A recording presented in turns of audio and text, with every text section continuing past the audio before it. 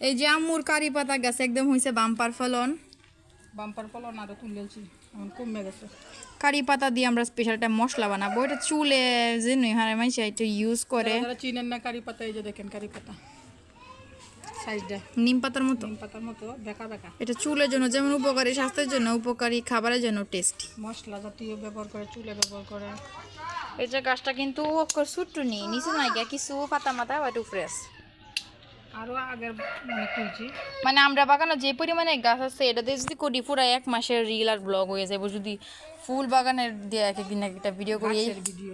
হ্যাঁ এই পরিমাণে আমরা গাছও মানে আমরা বাগানও গাছ আছে। আনকমন গাছ এনেছিলাম অনলাইন থেকে, যেসব অনলাইন পুরা বাগানটাই দেখতেছেন গাছে ভরা। যেসব অনলাইন। সো আজকে লন্ড্রি বানায় রাখছি আমরা বাড়িতে, এলাকা ফটোটা দেখাইতাম না, সরি। আমার পুরা বাড়ি করে ফেলেছি।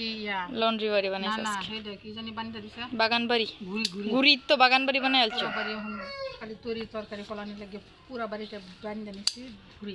ঠিক আছে, এরকম শখ তখন ভালো, কয়জন এরকম শখটা দেখছে ব্যাগ বেটে নাকি ভাল লাগে আর গাছ লাগাইতো, সবাই সব কিছু পায় না। ওকে ফলানো লিয়েছে, এখন তো বানছি তো, যে বড় ঘুরি গাছ লাগাইতে বুঝতে বুঝতে গাছ থেকে শুরু করে ছোট ছোট কচি গাছ সবটাই আছে। আমার সব গাছের আঘাত একটা গাছের কাছে আমার আফসোস সবচেয়ে দুর্নল গাছ লইয়া। সব গাছের আঘাত উঠতেছে ঘুরি ছাড়া। ওকে গাইজ, বাই বাই, আসসালামু আলাইকুম।